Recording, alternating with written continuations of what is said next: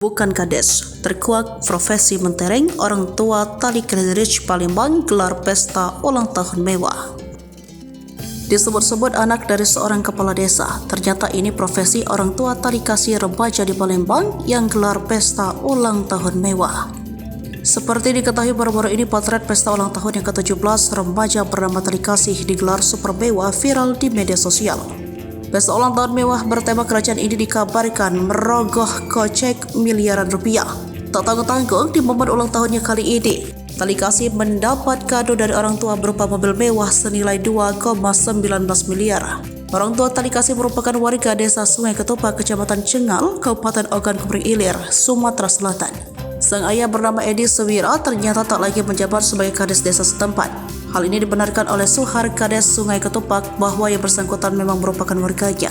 Memang Tali Kasih ini anak tunggal dari mantan kepala desa di sini Sungai Ketupat yang sudah tidak menjabat lagi. Sebelumnya Edi Sewira sudah menjabat kades selama 3 periode. Katanya saat dihubungi lewat telepon pada Kamis 1 Februari 2024 sore.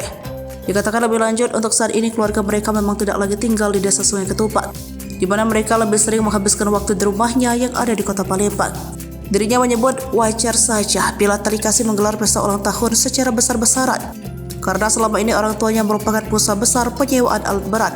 Sejak masa menjabat kades dulu, beliau ini memang pemborong alat berat di PT Sinar Mas Group. Di sini ada sekitar 5 atau 6 alat berat miliknya yang bekerja, ungkapnya.